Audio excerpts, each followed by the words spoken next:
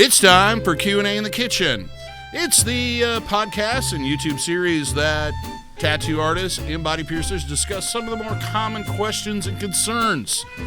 Today we're going to talk about infections, what you should do, how you know it's infected, and what to do from there. This is brought to you in part by Skin Kitchen Tattoo, the Axiom Body Piercing Studio, and Deaf Before Decaf. So, let's join our panel discussion. I'm DaVo from the Axiom. I'm Westley from Skin Kitchen. From Skin Kitchen. And I'm Jack from Skin Kitchen. There we go. All right. Okay. So, yeah. I'm a tattoo guy. He's a tattoo guy. He's a piercer guy. Yeah, I do the piercing of the bodies. Yeah. So how would I know if my tattoo is infected? Lots of pus. Yep. Lots of pus, pain. Redness. Visit from the FBI usually comes soon after. Yeah. They'll CDC. They will tent your house, and they'll start probably about 4 generations back and euthanize your entire family. Okay. Or you can. Usually, what happens is you get some swelling. It'll be kind of angry. Usually a little bit of heat, redness around the edges with some swelling. Usually a day after, 2 days after, it should feel kind of like a mild sunburn. Maybe if it's a rather big piece with a lot of saturation, you can almost kind of have like an achy feeling just from all the saturating. Sometimes a little bit of bruising. Yep, that's not uncommon. When I got my throat done, I had quite a bit of bruising all the way down into my chest even. So inner arms a lot of times can bruise, things like that. But that doesn't mean you're infected. No. Usually it's excessive heat, and the scab will sometimes almost kind of almost bubble in a way. It'll just look like your body is just get out, and your body does that by creating, pus or, a fluid to push out of you and to cleanse that out. Yep. So because it's pushing out that infection. Yeah, it wants That's to how, be a lot of rid people of don't understand that. They're like, oh, we battle the infection inside. No, the first thing your body does is it tries to eliminate that infected tissue and fluids and pushes it out of the wound, no matter what it is. And with like a tattoo, it's a lot of small little wounds. Yes. Right. I like how you said excessive heat too, because it should be like if it's really infected, you should almost be able to put your hand above the tattoo and almost feel that heat radiating. Yeah, and what that is, that's created literally from friction from all the little organisms in your body going and that creates a fever. It's a localized fever, but it's a fever from your body attacking what it doesn't want in there, and that's the infection. Plus, the fever actually makes the area less habitable for the pathogen. So it's kind of a double whammy thing. It creates that heat as part of the reason and part of the. It's kind of it's going to happen anyway, but it happening does help your body try to get rid of it, which sometimes works, sometimes doesn't. So if you are infected, what I usually say, other than what I legally have to say, is if you think you're infected, you should see your doctor. Now, it's scary. From my point of view, it's iffy because some doctors are totally fine with tattoos. They think they're great. Other doctors look at you like you shouldn't have it, we'll say. So some doctors will offer you care and offer you the best way that you can not only get rid of the infection but not harm your tattoo. Other doctors will take a scrub and they will scrub your tattoo and they will to get the infection out, and then they will put you on antibiotics because they don't like them. Yeah. So yes, if you're infected, you should see your doctor. But if say I was infected, what I would do and what I've done is if I'm feeling that excessive heat and I can tell it's getting angry, it's not doing what it should, simply what I do is I get a paper towel, I fold it twice into a square, I get isopropyl rubbing alcohol and I saturate that towel with it and I apply it to the tattoo and I hold it on there.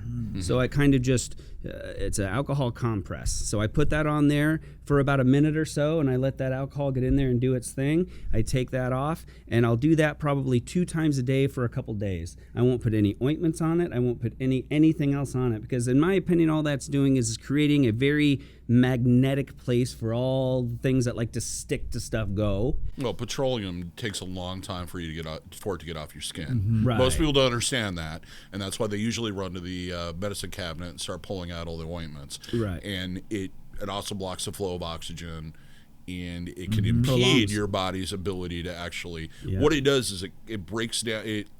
The whole purpose of those antibiotics, which is it's kind of a misnomer to call it an antibiotic, is that it reduces the ability of that foreign pathogen to multiply. Right. It just cuts down its breeding pattern. It snips their nuts. Yes. Yep. So you're creating this film where dirt, debris, and other things can trap, plus you're depriving the area of oxygen, which can have some issues with healing, especially with piercings, and we'll get into that later. So yeah, it's not your best option. Nope. I've had the best results by doing the alcohol compress and just drying out the tattoo. I know normally that's not what you want to do. You can dry heal a tattoo and have great results. The reason we don't usually tell people that is because it's a lot tougher to get through your day without bumping your tattoo that's all brittle and crusty and not pop a scab off and have that scab remove some of the ink, and then your tattoo's not looking as good as it could have. So not only to keep you comfortable and less likely to fuck with it, we have you put that ointment on to give a little bit of elasticity to that scab so it can kind of move with you and not so likely to break or pop off or get knocked off. But when you're in an infection situation, I just completely stop any kind of ointments, and I will put an alcohol compress on it for a couple days. That almost always within 2 days just pulls all that infection out, dries it out. Once that's done, then you can kind of go back to your normal thing. You can start putting your lotions on it and stuff and everything else, and just being careful. But I've had really good luck with that. What do you? And on that note, I would just want to point out that if it is that situation where you have to do an alcohol compress or something like that, and after the tattoo heals up there's some issues with it, more likely than not your tattoo artist is going to be happier to fix that tattoo up than hear about you having an infection. We definitely always want you to be healthy and have if your tattoo gets a little bit damaged in this process of getting it past the infection stages back to being healed, we would rather that happen for you and you come back and let us brush it up and fix it for you. Don't worry too much about losing some of that ink in the betterment of keeping your flesh attached to you and keeping you healthy and everything else. Exactly. And remember too, infections are so very uncommon. That was very uncommon. That was another thing I was going to say, is that the technology we have that's been growing so much better these past couple of years, that everybody's healing so much better that the window for you to get an infection is shrunk. Exactly. And the chance of contamination. You will know if you're infected because there's not a whole lot of middle ground. It's either you're healing really well or it's really bad. And if you have any question at all, come into the shop, or even sometimes with a picture and you describing it, we can tell. If it's a decent picture and your description is good, we can tell. And that's usually what I tell people, I mean, it's up to you, if you're concerned, obviously go to your doctor. If it was me, this is what I would do. And like I said, I really can't think of a time that didn't clear it up and it didn't help it. So, but like I was going to say, it's very, very rare for you to get an infection. I've been at it almost 26 years now, and I can probably count the number of infections I've seen on one hand, probably. It's very, very, very rare. Just take care of it like it's a wound, and it'll be fine. It's a superficial wound, and we get these little superficial wounds all the time throughout life. If you're like me, you ding your knuckle or you bump your arm and you get a little cut, or just enough to kind of get a little blood, just enough for it to get infected if it wanted to, and they don't. And the tattoo's just like that. It might be a little bigger, but it's really that superficial wound. And like you said, the quality of the needles, the pigments, the machines we're using are so much better that we're creating less of a wound, so it's going to heal up quicker, so that window's even shrinking even more. Plus the processes we follow about everything being disposable, wiping everything down with Maticide, washing the hands, keeping the environment, everything clean. It's really, really rare. But if you're in the, you went over and you slept at Sarah's house, 2 days later, and Sarah didn't change her sheets for a few months, and, you crashed in her bed, and this is her girlfriend, totally platonic, by the way. But, and, you happen to, she has a dog or something, sleeps in the bed, and you end up getting, that's usually how it's going to happen. Very innocent actions can lead to something that can spiral out of control a little bit. There's mean little things out there wanting to get into you all over the place, but do your due diligence, and you won't have to. We're under constant attack. Yeah, absolutely. So at what point, like period time, if they are trying the alcohol method, would you really need to go see your doctor. Yeah, within 2 days, it should really be calming down and be on the turnaround 180. If it's still, if you still got some swelling and heat there, that's like that active infection, you know. So that's I wouldn't. If it was me, 2 days at the end of that second night, if it wasn't definitely turning around or got worse, definitely I would go to my doc and get some antibiotics and get it cleaned up. And one thing I've always told people is, if something comes up, come see me. I'm not gonna be mad at you. Nope. Come see me. Yep. Yeah. And I'm going to be the first one to go, you know what? That's well beyond my help. You need to go see a physician now. Yep. Because I want you alive so you will come back Absolutely. again. Absolutely. That is really job number one. Keep clients alive. Yeah. Yes, yes, yes. It's my ongoing joke when everybody comes in and they're super nervous. It's like, well, I'll tell you this much. I've been doing this for 25 years and I haven't killed anybody yet. Right? You'd be the first. So even if I do kill you, think how famous you're going to be. Yeah, you're going to be one of thousands. With piercing, it's a little bit different because it's a puncture wound. Right. And basically, in essence, when the alcohol thing is what you're doing is you're speeding up that process of your body rejecting the infection, of expelling it. Right. With piercings, you usually see redness, discolorization, heat where fields are inflamed or feverish, discharge that comes usually out in a milky or pus form, usually an odd color. You'll also have shooting and traveling pains, which are not normal, throbbing pain. Usually I tell people if you have one of those signs and it was done 2 days ago, it's probably just a normal reaction to the trauma. If it's 2 months into the process and suddenly this starts happening, then you probably want to be concerned, and it's probably going to show off at least 2 of those signs. If it's just showing off one of them, there's probably something else going on. Either way, I'm going to say, come see me. Yep. And it's like when I answer a lot of questions on here in the comment section, and I'm happy to do that. But one of the things I always try to stress is I can't tell you what's going on because I can't sit there and physically assess the area and sit down with you and go through the process of figuring out if it's an infection or not. Right. With infections, I generally suggest continuing with the aftercare the way it is, the hot soaks with the warm water and sea salt, compresses, etc. Especially if they've been just using the saline spray, I'll be like, yeah, try compresses and soak because that heat will help draw things out of it. Now, say they have like a navel piercing. How would they soak a navel piercing? Oh, you mix it up, take an eighth of a teaspoon per cup of warm water. Okay. You suggest using distilled water because your tap water might be clean enough to drink, but it isn't necessarily that clean. Plus, it has a lot of chemicals in it. Heat it up in the microwave about a minute until, like you would if you were warming up coffee or cocoa. Drop in an eighth of a teaspoon of sea salt, let it dissolve. It'll taste about as salty as your own tears. Yes, everybody knows what their own tears taste like. Pretty much everything that comes out of your body, most people have tried it. Whoa! Now we're adult rated for sure. Accidentally or Goodbye on purpose. monetization.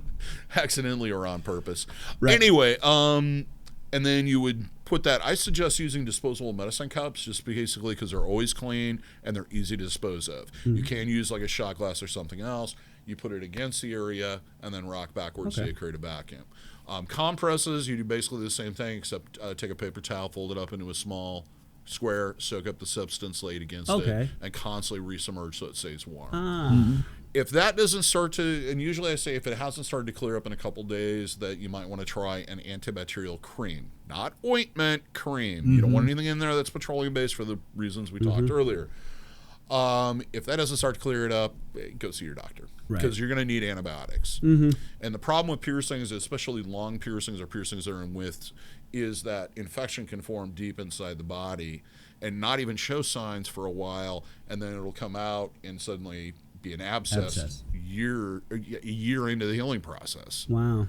And anybody that's out there that's got no piercer and they said, yeah, I'll lance that for you, you should have walked out of there as quickly as you possibly could. I do not lance boils or bumps or anything, mainly because I don't have the expertise to know how deep that needle is going and whether or not it's going to end up in a blood Right. Yeah, you could. And you shouldn't pop them yourself. And either. could that cause a blood infection then? Yeah, it would go septic. Right. Yeah. Then you're in big trouble. So it's always best if you even have a slight, like I tell people when they leave, if you have any tiny little things running around your head that you aren't sure of or have a question about, fucking call us. I mean, that's why we're here. There's nothing funny about it. We're not going to laugh at you because what you think may be a silly question. That just shows us that you gave a shit, that you really are taking the time to take good care of it. And I can guarantee you're not the 50,000th person that's asked that question. And we're happy to repeat it. And that's where like a lot of my videos come from. That's a lot where a lot of my blogs over the years have came from. Is I got to a point where I was just like, I was explaining the same thing over and over again. And I was like, I'm starting to notice myself getting repetitive and not getting into the details of why I'm saying things. So it just got easier to go, oh yeah, go check out this video, or go read this blog and learn something, and then maybe in the future you won't have this issue. Yeah, absolutely. Teach a man to fish. Yeah, right. But yeah, just if you think even for a second that there might be something wrong, the quicker you act and ask us, the quicker we'll be able to set your mind at ease and or get you on the path to not having whatever problem you're having. So and usually when you go see a doctor, they're going to probably put you on. And it's kind of the same thing with the tattooing. They're going to tell you probably to take it out. It's a foreign object. Your body doesn't want it there. That's the whole reason why this is going on. Or they're going to say you're probably having an allergic reaction to the material. And the thing is that the two are so similar in reaction between allergic reactions and infection. Right. That's very true. And allergic reactions, usually they react almost immediately. So if you've got a piercing on, let's say, well, this is going out on a Sunday, so if you got a piercing on Saturday and there's rash and it's red and it's agitated, you're having an allergic reaction. But if you have some of those weird reactions 3 months down, nothing changed in the structure of that jewelry, so you're not doing it. So they're going to tell you to take it out most of the time, not all the time, and then they're going to put you on an antibiotic. And what they're trying to do is they're covering their bets. They're going, I don't know, it looks like an infection to me, but it may be allergic reaction, so here's some Ibupro, or here's some moxicillin or whatever they prescribe, and take the jewelry out. Because that way both their bets are hedged. And more than likely that's going to cause the problem, even though half of what you did had nothing to do with the problem. But yeah, they want to fix you, and they don't care about if you've got your earring or not. And they're going to be happy if you come back in 3 months and you have an abscess to pop that for you. Right. And they're probably going to enjoy it. That's why that pimple person is so big now. Now, you don't want to, now if you think you have an infection and a piercing, you don't want to take that jewelry out, right? The problem removing the jewelry during the healing process, when you think you have an infection, is that the holes can close, possibly trapping the infected tissue and fluids inside your body. Your body will then react by two things will happen. One of two things will happen. Either it'll turn into an inward traveling infection, which is extremely dangerous because it starts to spread into other tissue. If left untreated, could possibly turn septic or cause permanent tissue loss, basically gangrene will set in. That's extremely rare, but it is possible, and I've seen documented proof where like somebody got their ear cartilage done, they let this infection just go full on, didn't take care of it, and then it started breaking down the cartilage tissue, and they're just completely deformed. What commonly will happen is your body will isolate the infection and then slowly, painfully try to push it to the surface in the form of an abscess or a cyst. And if you've ever had one, you understand what I'm talking about. They're not fun. No fun. No fun there. No. Doctors might love them. They get splunking around. So basically what your body's trying, like I said, it's expelling it. It's a foreign pathogen, it's an alien, and wants to get rid of it, and it's going to do everything it can to push it to the surface and get rid of it. And expel them. They're the bouncer. Your immune system's the bouncer of your body. And it loves you very much. Yes. Even if because you it say, doesn't exist without you. You're like, but honey, I want this here. I really do. It's like, no. It's like an abusive husband almost, without the abuse and the husband. So before we finish out, what would you say, what areas of the body for tattoos, we kind of talked about a little of this last time, would you say are more prone to infection than other parts? Hands and feet, of course. Hey, I was going to say some of maybe the zones that are a little more active with your daily interactions. And maybe some of the sweatier areas. I don't know. What kind of areas would you think? Usually sweat doesn't cause problems. Yeah, well, and that's what I'm thinking. Maybe those are the areas, not the sweat itself, but just those areas. Dark moistness. Yeah, those kind of areas. But yeah, I mean, other than really, feet just being extra long to heal a lot of times and being down to where the dirt is, tough places to heal. I'll say, that could lead to more possibility of infection because they do take longer to heal would be around the ditch area, especially on this outside elbow spot. Yeah. people have a hard time not using their arms throughout the day, if you can believe it. And so what they're doing is every time they move their arm and extend it, they're causing another. They're Breaking poking the bear open. Yep. They're reinitiating a wound almost. So it's got to go. Okay, I'm going to heal that. Okay, again. Motherfucker. Yeah. So then I go, I'll go heal it again. So because you're doing that, and it's close to everything you're doing. This area can get kind of angry longer. Gosh. I haven't seen, the infections are such a rare thing. It's hard to say that there's one spot that sticks out more than others as a prone area that can get infected. Because it's really not about the area. It's about how you properly applying it and then how you're taking care of it after it was done. And habits. Exactly. Because I think a lot of people don't really, I always call it lifestyle changes. Yeah. And piercings is more prone to that because we have a much longer healing period usually. Sure. But yeah, it's changing the way you do certain things that maybe you're not even aware of because it's never been an issue before because you never had to worry about touching surfaces and touching your face. Right. You never had that, or touching surfaces at the mall and then touching your tattoo because it's brand new and you don't really think about it. Yeah. When I went to California years ago and I got my left forearm done, I got it done in 2 days back to back because I didn't want to have to keep going back to California. So I sat for 2 long sessions and got my whole left forearm from my elbow to my wrist done. And so the next day after the tattooing was done, I flew home. And luckily I had the middle seat in the middle aisle. And I had my entire left forearm tattooed. Yeah.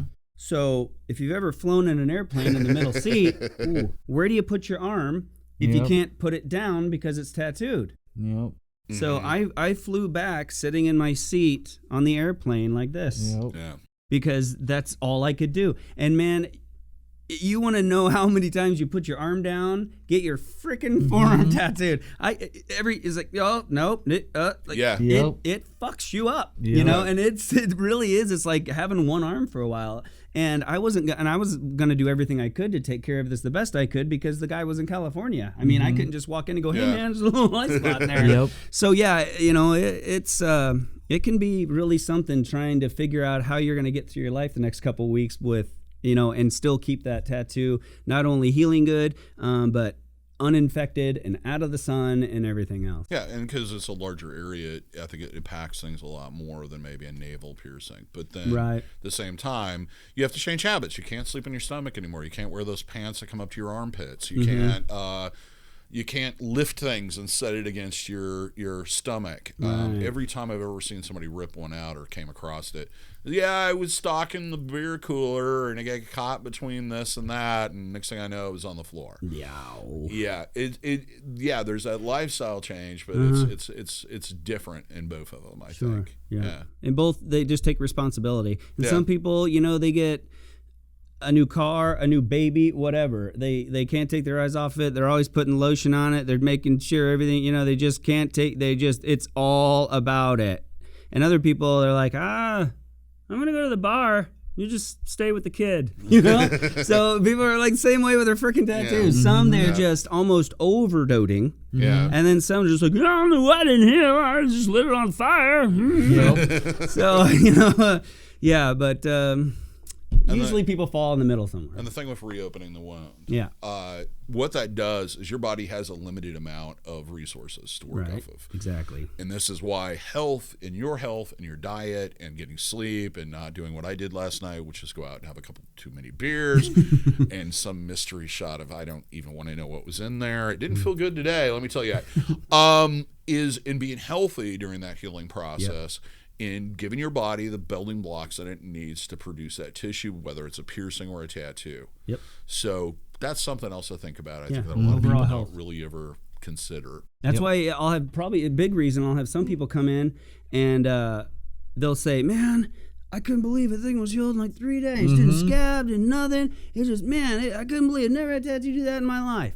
And then you'll have other people come in and, it might take a little extra longer, or they might have had a little rougher heel. Well, that all comes down really to those small little things. How are your health? What is your job? How did you all those little things. So I personally noticed a difference when I was working collections to after I quit that job. Yeah. And the quickness that I was healing piercings and the quickness I was healing tattoos, because I wasn't stressed all the time. It just destroys you. And I was eating healthier and I was getting more rest. Yep. That's man, now buy our vitamins. Have I told you about those exciting products? And sponsored by. Oh, well, the only sponsors we have here are, a tattoo shop, a body piercing shop, and, a caffeinated beverage. So, you've been listening to Q&A in the Kitchen, recorded on location in the fabulous Skin Kitchen Tattoo in Des Moines, Iowa. Of course, I was DaVo, Jack, Wesley. This was brought to you in part by Skin Kitchen Tattoo. Death Before Decaf in the Axiom Body Piercing Studio. We do post these every other Sunday, either the podcast version or the video version. You can find us pretty much anywhere podcasts are living and breathing and doing all the things that podcasts do.